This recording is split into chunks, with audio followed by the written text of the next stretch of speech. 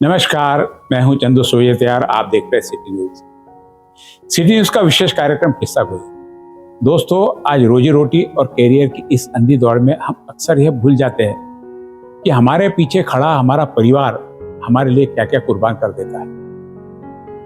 कभी कभी हम सफल तो हो जाते हैं, लेकिन उस सफलता को देखने के लिए वो इंसान नहीं बचता जिसने हमारे लिए अपनी पूरी जिंदगी दांव पर लगा दी। आज की कहानी किसी एक परिवार या गांव की किसी तंग गली की नहीं, बल्कि हमारे समाज के उस कड़वे सच की है, जहां एक पिता के फटे हुए जूते और मां की टूटी हुई चूड़ियां एक बच्चे के भविष्य का निर्माण करती है। यह कहानी है रामू काका, सीता माँ और उनकी जाबाज बेटी तन्वी की। एक ऐसी बेटी जिसके सामने किस्मत ने दुखों का पहाड़ तो खड़ा किया, लेकिन उसके हौसले के आगे किस्मत को भी घुटने टेकने पड़े। दिल थाम कर बैठिए और अपनी आंखों के आंसुओं को रोक सको तो रोक कर दिखाइए। शुरू करते हैं सपनों की उड़ान।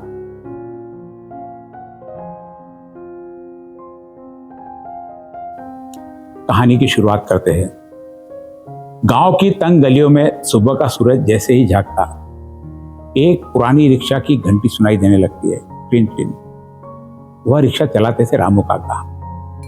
चेहरे पर पसीना, पैरों में टूटी चप्पल और आंखों में बस एक ही सपना, अपनी बेटी तन्वी को पढ़ाकर बड़ा अफसर बनाना। रामू काका की पत्नी सीता कई घरों में बर्तन मांजने जाती थी। उनका घर इतना छोटा था कि बरसात में पूरा कमरा टपकने लगता। छत से गिरती बूंदों के नीचे बाल्टी और टूटे बर्तन रख दिए जाते। कई रातें ऐसी गुजरती जब तीनों एक सूखे कोने में सिकुड़ कर बैठ जाते।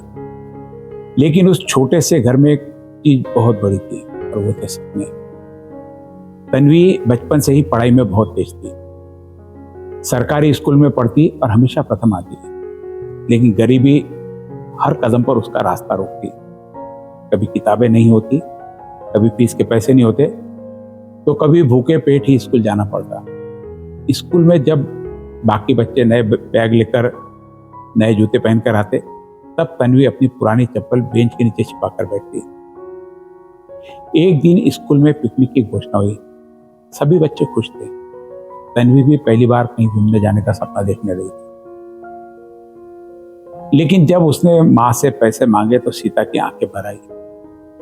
माँ ने कांपती आवाज में कहा, बेटी, अभी घर में राशन के पैसे भी नहीं है और पिछली बार का उधार भी चुकता करना है। तन्वी मुस्कुराकर बोली, कोई बात नहीं माँ, वैसे भी मुझे कहीं नहीं जाना था। लेकिन उस रात उसने तकिए में मुंह छिपाकर बहुत रोई। सीता ने बेटी के आंसू देखे, मगर मजबूरी के आगे वह खुद भी टूट जाती थी। कई बार अपना खाना छोड़ देती ताकि तन्वी भूखी ना सोए। रामू काका यह सब चुपचाप देखते रहते। उन्हें सबसे ज्यादा दर्द तब होता जब बेटी अपनी छोटी छोटी खुशियां भी गरीबी के कारण दबा देती। एक दिन स्कूल में विज्ञान प्रदर्शनी की घोषणा हुई।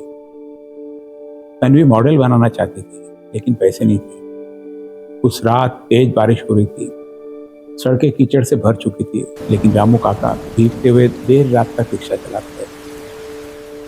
ठंड से उनके हाथ कांप रहे थे, मगर आंखों में सिर्फ बेटी का मुस्कुराता हुआ चेहरा था। रात के 2 बजे जब वे घर लौटे तो जेब में कुछ मुड़े हुए नोट। उन्होंने मुस्कुराकर कहा, ले बेटी, कल सामान खरीद लेना, मेरी तन्वी किसी से कम नहीं। तन्वी की आंखें भर आई। उसने पूरी मेहनत से सौर ऊर्जा से चलने वाला गांव वाला मॉडल बनाया और पहला पुरस्कार जीता। उस दिन सीता ने बेटी को गले लगाकर कहा, मेरी बेटी एक दिन बहुत बड़ी अफसर बनेगी, लोग उसे नाम से पहचानेंगे। समय बीतता गया। तन्वी ने 12वीं में जिले में टॉप किया। अब उसका सपना था MPSC निकालकर तहसीलदार हो। लेकिन तभी घर पर दुखों का पहाड़ टूट पड़ा। सीता कई महीनों से बीमार थी। लगातार खांसी, कमजोरी और बुखार के बावजूद वह काम पर जाती थी, क्योंकि उसे डर था अगर उसने काम छोड़ दिया तो तन्वी की पढ़ाई रुक जाएगी। उधर MPSC की कोचिंग और फॉर्म के फीस के लिए रामू काका दिन रात मेहनत करने लगे। कई बार वे खुद भूखे रह जाते, लेकिन तन्वी की किताबें जरूर लाते। एक दिन फीस जमा करने की आखिरी तारीख थी। घर में सिर्फ 200 रुपए थे। उस रात रामू काका बिना कुछ खाए पिए रिक्शा लेकर निकल पड़े। पूरी रात स्टेशन, बस स्टैंड और बाजार में सवारी ढूंढते रहे। सुबह जब घर लौटे तो उनके पैरों में सूजन थी, आंखें लाल थी, लेकिन हाथ में फीस के पैसे थे। तन्वी रो पड़ी। बाबा, आप इतना सब क्यों करते हो मेरे लिए? रामू काका ने थकी हुई मुस्कान के साथ कहा, ताकि एक दिन लोग तुझे सलाम करे बेटी। एमपीएससी की परीक्षा नजदीक थी। तन्वी रात रात भर पढ़ती थी और माँ उसके पास बैठकर चुपचाप उसे देखती रहती। एक रात सीता ने धीरे पूछा, तन्वी, जब तू अफसर बन जाएगी ना, तब मुझे सरकारी गाड़ी में बैठाकर घुमाएगी ना? तन्वी ने हंसते हुए कहा, माँ, सबसे पहले आपको ही बैठाऊंगी। और माँ के गले लग गई। लेकिन शायद किस्मत को कुछ और मंजूर था। परीक्षा से ठीक एक दिन पहले सीता की तबीयत अचानक बहुत बिगड़ गई। सांस लेने में तकलीफ होने लगी। रामू काका और तन्वी उसे अस्पताल लेकर भागे।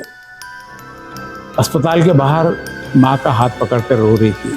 माँ, तुम ठीक हो जाओ ना, कल मेरी परीक्षा है।